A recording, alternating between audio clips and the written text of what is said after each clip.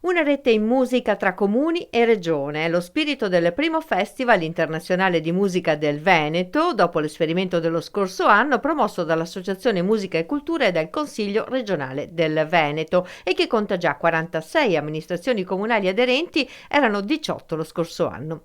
La prima a Treviso il 6 maggio al Teatro Mario del Monaco con il concerto dell'Orchestra di Padova e del Veneto. Il cartellone proseguirà poi fino a dicembre con una cinquantina di appuntamenti in chiese, ville, palazzi, giardini, teatri e siti monumentali delle 7 province venete con il coinvolgimento delle amministrazioni, dei capoluoghi e dei centri minori. Mi ha permesso di visitare località, ad esempio, che non conoscevo, vedere dei posti magnifici.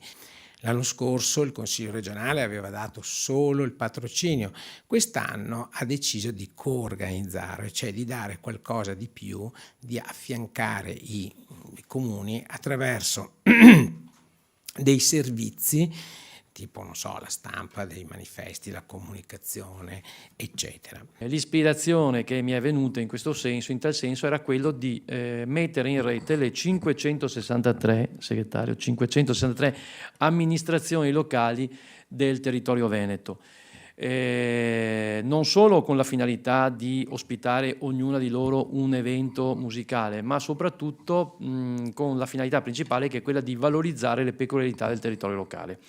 Sono 43 amministrazioni, in realtà sarebbero state 60, lungo la strada qualcuno l'abbiamo persa perché ovviamente poi c'è sempre qualche difficoltà dell'ultimo momento, ma se questo è il dato sono sicuramente ottimista che il prossimo anno potremmo raddoppiare. Tutta la musica, classica, lirica, jazz, sinfonica da camera, grandi successi della canzone italiana, repertorio delle più belle colonne sonore in una rete a disposizione di tutti e con concerti a ingresso libero, grazie al supporto del Consiglio regionale. Di certo un'iniziativa molto attesa. In ogni provincia c'è dai 4, 5, 6 addirittura 8 comuni e quindi questo è un bel risultato. Proprio si chiama Festival Internazionale perché parteciperanno anche, diciamo, orchestre e artisti stranieri. Ecco perché si parla di Festival Internazionale. Poi quest'anno in modo particolare andando a cogliere le ricorrenze dei vari centenari, perché il segretario ha citato Giacomo Puccini al centenario della morte, ma attenzione perché c'è anche